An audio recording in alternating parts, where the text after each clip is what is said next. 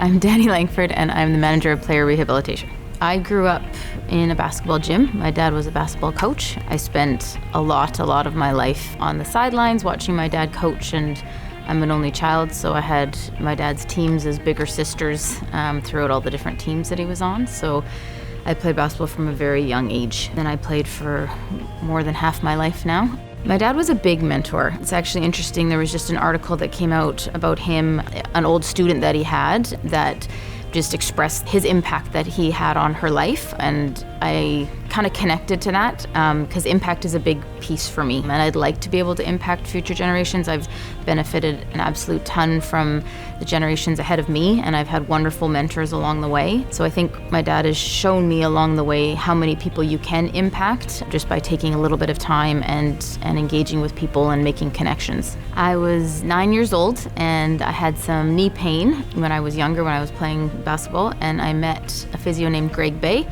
And he has an ability, whether it's a 94-year-old grandma walking with a walker to an NHL hockey player to a 9-year-old basketball young girl, to make his patient feel like the most important person in the world. And he helped me continue to be able to do what I like to do and what I love to do, which at that point was play basketball. And that's when I learned about what a physiotherapist does and what they can do. So it was pretty young that I decided that I wanted to be a physio.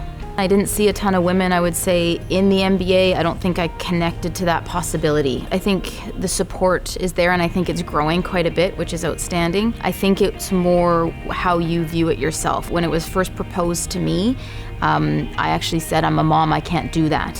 And Alex McKechnie was the one that was pushing, who's another big mentor for me. He works with the Raptors. He kept pushing the idea, and he said, this would be great for you. You belong there, you need to do this. And I said, I'm a mom, can you please stop? And I got kind of teary and emotional about it because I don't think that's an option. And he said, if you can be away from your kids for 10 days, you can work in the NBA and you can do this.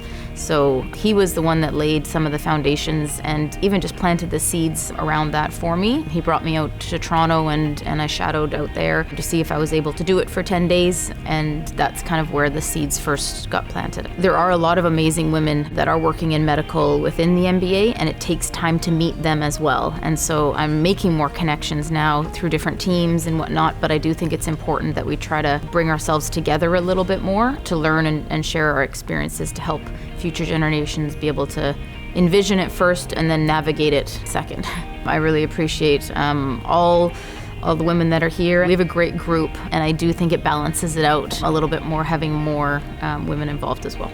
So in my first year here, Nick Uren and I chatted about the importance of young women being able to take your daughters to work day and to emphasize being able to have them be able to come around and see all the different professions. And so my daughter Maddie was able to come and be here on that day and see what everybody does, from making jerseys to what media does to coming to see what we do as therapists. But I also try to expose Maddie to other people. So Hannah in our analytics, Maddie likes doing math, Maddie likes computers. Hannah played basketball, Maddie wants to play basketball. So I'm trying to connect her to other people than just me. I hope she does see that Mummy has done this and she could do a similar path if she wants. So she knows that there's women in the field that are doing pretty cool things. So we try to talk about that dialogue-wise so she can see what it is that we do behind the scenes here.